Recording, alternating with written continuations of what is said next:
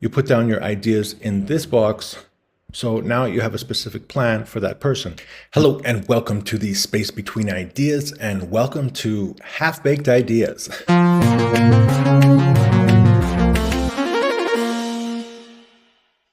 A great thing happened the other day. I had one of my students, he came to class with an idea, a half-baked idea. I mean, a half-baked idea, it kind of sounds derogatory. I think that he had a really good idea, but he said, hey, look, I want to talk about this thing. Where can we go with this? Check this out. Actually, he was not talking about trusting musical teams. I just needed this image. All right, so you can see the image. On the left side, you have high performance, low performance. And then on the bottom, you have low trust and high trust. And of course, you know that I love to compare these kinds of things and put it into a table, especially when there's 4 ideas. Now, what are these things? So above we have toxic, high performance, low trust. So what do you mean toxic? I guess that means, so probably when I first started trying to take care of my dog, I didn't really know how to raise a dog, and I wanted to do certain things. And so I was expecting some type of performance, and the way that I was going about trying to get that performance made the dog feel afraid. And so, as you can see, it's toxic. And you can apply that. I think in this, we're talking about musicians. So I also play the piano. You can imagine if your teacher is low trust, meaning that they have like a stick or something, and they say, practice and practice faster. Come on, what are you doing? You could imagine that that could be a little bit stressful for the student. And although they are afraid of you and they have a great amount of a high degree of performance, at the same time, the relationship is toxic. What about if you have low performance? You can imagine that this low trust environment, if the student isn't able to perform in this kind of environment, then it will be a low trust and low performance environment. So it just means you don't have any relationship. Also, the student is unable to follow the direction from the teacher. Now over here, we got the high trust situation.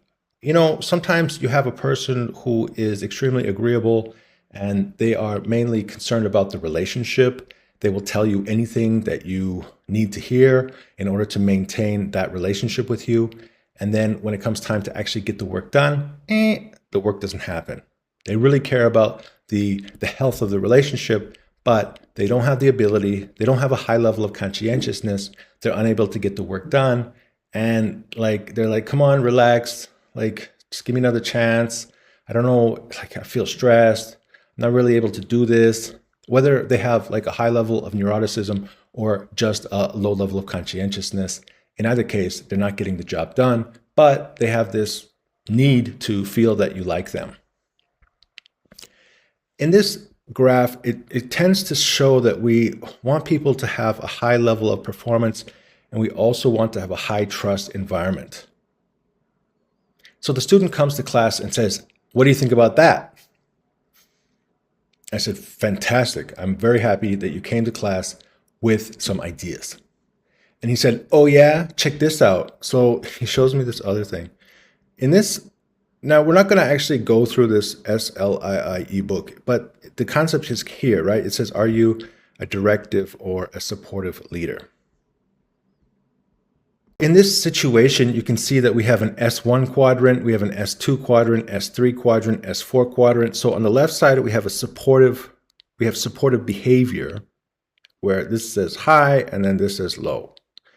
It means if you're the mentor, if you're the boss, if you're the manager, how much of the time is spent supporting your employees, giving them support, emotional support. And I haven't done a lot of work in this area, so I don't know all the fine details about what does it mean to have supportive behavior, but it seems like supportive behavior, at least it's emotionally supportive, because I think that directive behavior is more about the practical concepts. So down in the bottom right-hand corner, you have a situation where you have low supporting behavior and high directed behavior.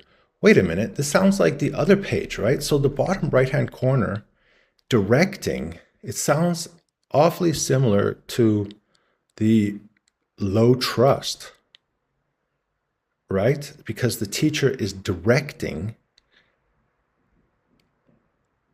Okay, so there is directing behavior. Now, high directive and low supportive behavior, it doesn't actually show us the result. So in this case, we're not actually seeing performance. But I would imagine if it is high in directive behavior and low in supportive behavior, then yeah, again, it seems like we could be in this X zone, we could be in the toxic behavior zone. But in any case, sometimes you just need to get the job done. Now, if you look in the bottom, it kind of goes into a little bit more detail. So they're saying, hey, if the person has low competence, then it's likely that you need to use a high directive, low supporting behavior. Just do this, do this, do this, do this. You know, they're just telling you exactly what they think you need to do. And if you get it done, then the work gets done. And that's really what's most important when you start working at this job, is that you actually get the work done. Now you can see that eventually you're going to increase your supportive behavior, because why? It's like, I think this goes back to my relationship with my father. He used to always tell me like what to do. Make your bed, go do this, go do that. And he would be really frustrated because there were all of these things which he told me to do, but they didn't get done. And so it was hard for him to be nice when the work didn't get done, right? And that's the question, is that, are you able to maintain a strong, positive, emotional relationship when people are performing at low levels? This must be particularly frustrating for people who are working with the younger generation, because everybody thinks that the younger generation doesn't work hard. So if they're not working hard, they don't understand what I'm saying, they don't have the skills, then like at some point I get frustrated, because like, what am I supposed to do with this person? They don't know what they're doing. Their performance is low, and it's really hard to support when I'm not getting the performance. According to this, right, it says low to some competence, low commitment. It seems like what they're saying is you need to increase your emotional support, and then eventually it looks like the person eventually knows what to do. They don't really need you to tell them what to do anymore. So you can continue to reduce the directing behavior, meaning that they are succeeding at the tasks that you have given them. At this point, the relationship is getting stronger and stronger. You continue to feed using supportive behavior because you know that they know what they're doing. You're happy that they're getting the job done, and thus you can continue to move forward in the process. Eventually, I think here we move into delegating, which means that overall, I don't need to spend as much time with you. I don't need to put in, if you think about a bank account, emotional bank account, we go back to Stephen Covey, who used to talk about putting, saving money, putting deposits into some kind of emotional bank account where you care about a person, you're showing that you care, you're doing things for them. And then if you make a mistake or there's an argument, there's like a withdrawal, then there's enough emotional capital that the relationship remains intact. And eventually delegating also means that you can now have that person have their own team and then continue to help others, and then they bring on board somebody, and then they start this process again. So I was really excited. Now, the thing is that when the student presented these two different leadership styles, or I should say, when the student presented these two different concepts, I saw that there seems to be they're talking about the same basic idea, but one person puts emotional on the left side and they put practical on the bottom, and then the other person puts practical on the left side and they put emotional on the bottom. And it reminded me of this thing. It's from the book Create Crucial Insight, just like every time. And it's this idea called tell it and sell it. Tell it means the practical aspect of the job, the performance.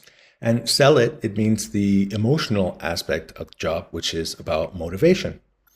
And in this little diagram, you can see that this is what the good doctor has created. He says we put the emotional appeal on the left side, we put the practical appeal on the bottom. Now, which one was that? Which one had the emotional appeal? Not this one.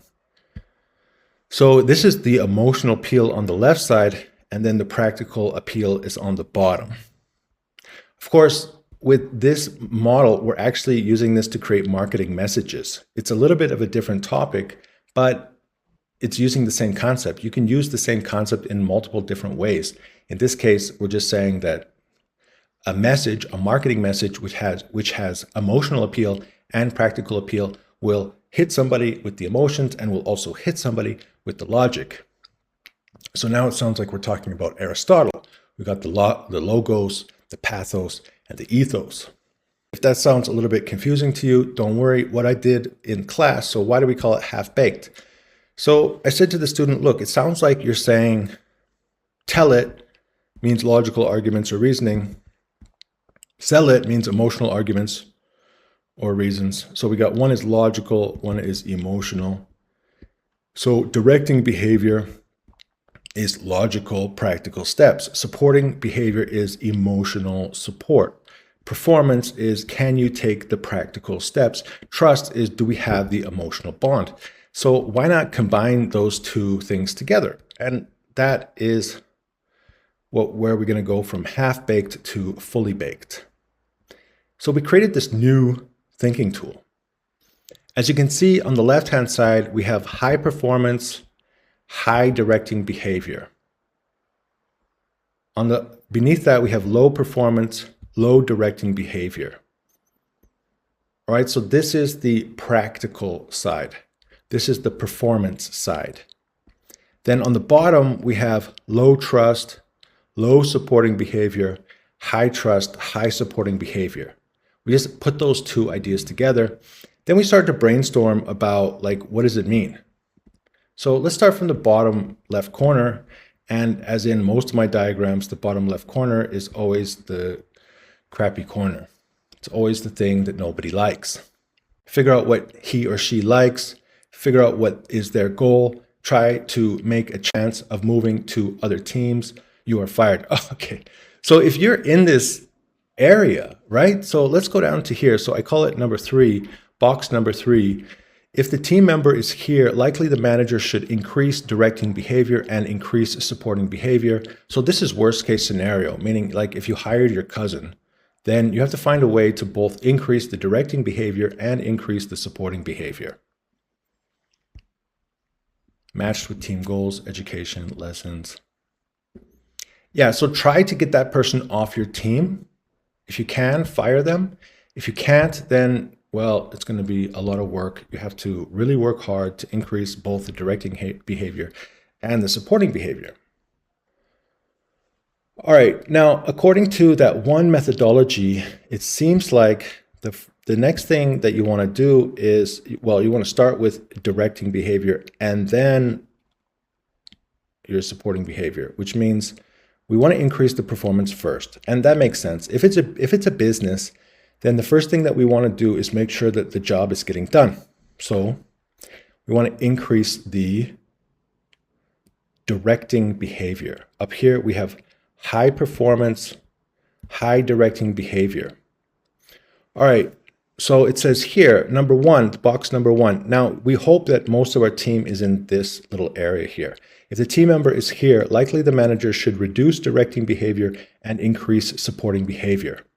And that is exactly what it says here. So we need to reduce directing behavior and increase supporting behavior, meaning we don't have to tell them what to do so much, but we need to do things to what? So here it says make chances to improve relationship by social events. Then according to this methodology, eventually what happens is you can reduce your supporting behavior eventually, and then you can give that person their own team. Did we also come up with the same? Yeah, so in box number 2, if the team member is here, likely the manager should make this guy a manager. So in this area, we talk about empowerment. So you see there's one arrow, it's pointing up and to the right. We want to go up and to the right. This arrow is pointing to the left, and this arrow is pointing up. So up and to the right means we need to increase both directing behavior and supporting behavior. To the right means that we already have enough directing behavior. Now it's time to have a little pizza party. And if we're in the bottom, so if the team member is here, meaning that they're not getting the job done, but you have a really great relationship, likely the manager should increase directing behavior and maintain supporting behavior. So we continue to support them, maintain the relationship, because you don't want to like just start being mean and then you do this.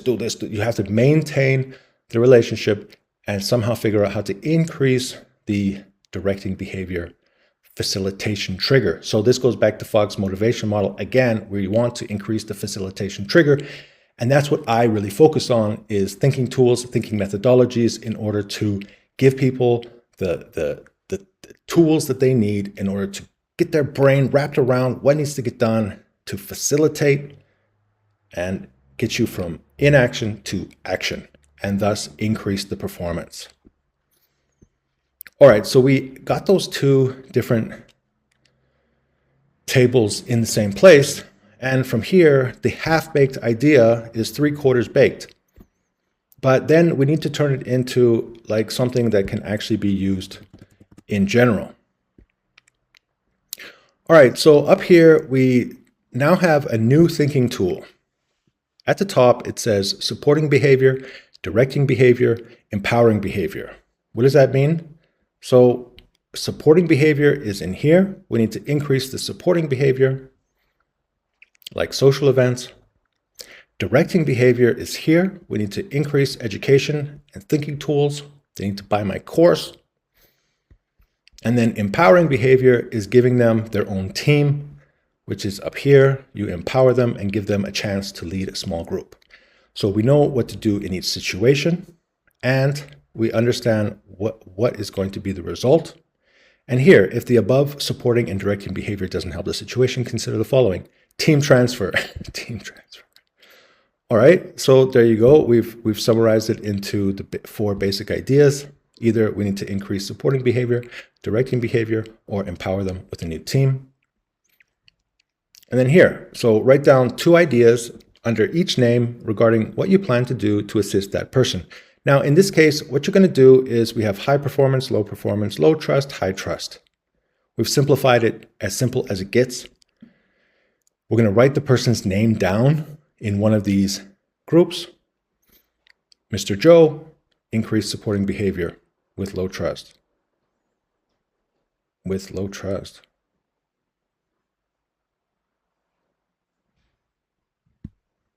I think I should delete that.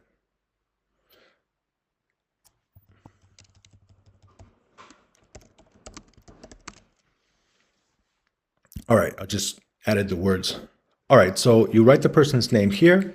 If they are in this box, it means that they are people with low trust. We need to increase supporting behavior with action, supporting behavior such as. So all you do is you write the name of the person if they're in this box, and then you start to write down the things which you plan to do in order to support that person. If they are in this other box over here, it means that they're people with low performance. And then you increase directing behavior with action, directing behavior such as you put down your ideas in this box. So now you have a specific plan for that person. And then if they're in this box, then you need to increase your directing behavior and increase supporting behavior with considered decision. And then like, if you're going to keep them on the team, then like you need a more complex solution for that person. Finally, if you realize that actually the person in our team is great, and then you have to decide how you're going to increase autonomy and responsibility by action, empowering behavior such as this. All right, so we went from a half-baked idea to a fully baked idea. Here's a thinking tool that you can use in your own business to define where is the employee currently and what are the things that you need to do to help them improve. And eventually they will be empowered and have the full capability in order to lead their own team. Thank you for joining me with Space Between Ideas. Half Baked. We'll see you next time.